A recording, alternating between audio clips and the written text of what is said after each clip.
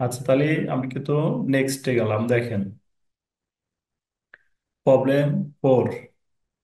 তাহলে প্রবলেম 4 আমাদের কি বলছে?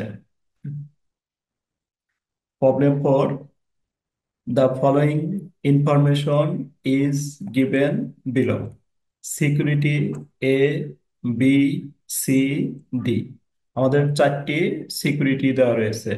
তারপর আমাদের বলছে ইনভেস্টমেন্ট, একটা হচ্ছে এ, বি, সি, ডি।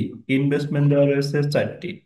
এখানে expected rate of return, expected rate of রিটার্নের মান দেওয়া রয়েছে, বিটার মান দেওয়া রয়েছে। তাহলে আমাদের এইখান থেকে বের করতে বলছে what are the expected return and beta. Expected return and beta. Expected rate of return কিন্তু দেওয়াই আছে, এই যে এক্সপেক্টেড রিটার্ন দেওয়া আছে, বিটাও দেওয়া আছে। কিন্তু এখানে আমাদের আবার বলছে এক্সপেক্টেড রিটার্ন অ্যান্ড বিটা। তারপরে বলে দিছে কি পোর্টফোলিও। পোর্টফোলিও মানে এইখানে আমাদের কিন্তু শুধু এক্সপেক্টেড রেট অফ রিটার্ন বের করতে বলেনি, শুধু এক্সপেক্টেড রেট অফ রিটার্নের মান এই যে এখানে দেওয়া রয়েছে। আমাদের বলছে হচ্ছে এক্সপেক্টেড রেট অফ রিটার্ন মানে এটা হয়ে যাবে হচ্ছে portfolio expected rate of return. কারণ শুধু এক্সপেক্টেড রেট অফ রিটার্নের মান তো এই যে এখান দিয়ে দিয়েই দিছে। আর এই যে বিটা বের করতে বলছে, এই বিটাটা হয়ে যাবে কি বিটা? বলো কি বিটা হবে? Portfolio beta. তাহলে আমাদের এখানে বলছে what are the expected return and beta of the portfolio. তার মানে এটা হচ্ছে portfolio expected rate of return, এটা হচ্ছে পোর্টফোলিও বিটা। তাহলে portfolio expected rate of return, portfolio expected rate of রিটার্নের সূত্রটা আমরা একটু সবাই ভালোভাবে খেয়াল করব। এখনই মুখস্থ করে নিব আমার সাথে সাথে। তাহলে দেখবেন আপনাদের পরবর্তীতে আসার সাথে সাথে বলতে পারবেন। ই আর পি, পিতে হচ্ছে পোর্টফোলিও, আর ই আর তে হচ্ছে এক্সপেক্টেড রেট অফ রিটার্ন। তাহলে আমাদের কি হইলো? Portfolio expected rate of return. তাহলে পোর্টফোলিও এক্সপেক্টেড রেট অফ রিটার্নের সূত্র হচ্ছে আমাদের এটা ই আর এ, মানে expected rate of return. Expect E R A গুণন হচ্ছে W A, E R A গুণন W B, E R A গুণন ডাব্লু এ। তাহলে এটা কয়বার লিখতে হবে? আমাদের কয়টা রয়েছে দেখেন, এ, বি, সি, ডি। কয়বার লিখতে হবে বলেন? 4 বার। 4বার লিখতে হবে। 4 বার। এখন এখানে যে প্রবলেমটা আমাদের, প্রবলেমটা হচ্ছে আমাদের ই আর এ ডাব্লিউ এ, তারপরে লিখবো কি ই আর বি ডাব্লিউ বি, ই আর সি ডাব্লিউ সি, ই আর ডি ডাব্লিউ ডি।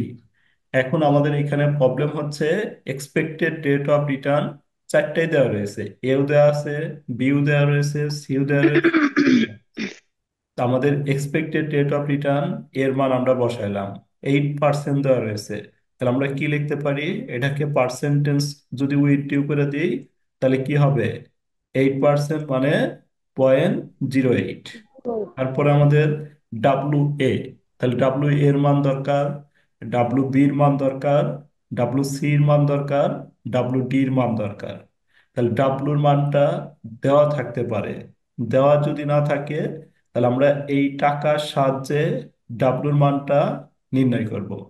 এই টাকাগুলোর সাহায্যে ডাব্লুর মান কিভাবে বের করা যাবে?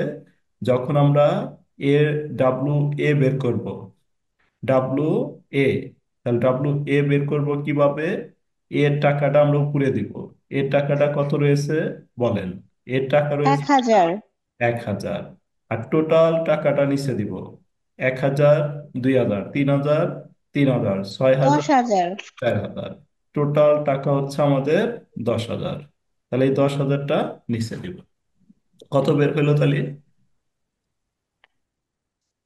কত বের হলো দেখো তো, 1000 ভাগ 10,000, কত বের হলো?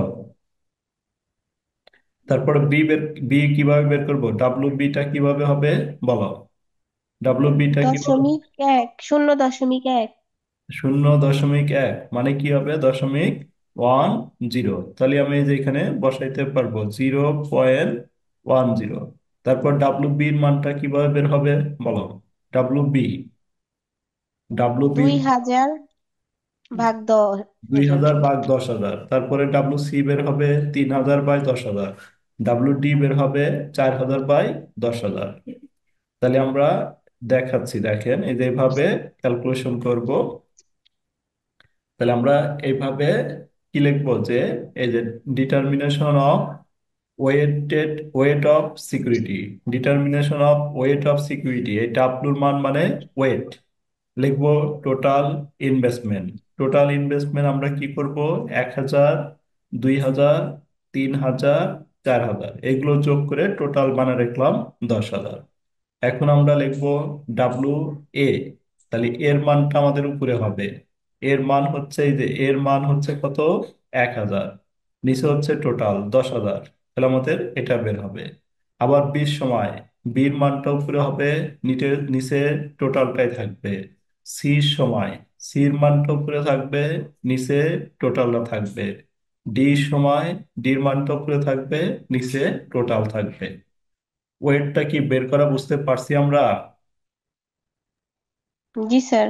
তারপরে আমরা এই যে সূত্রটাতে বুঝাইলাম, determination of portfolio expected rate of return.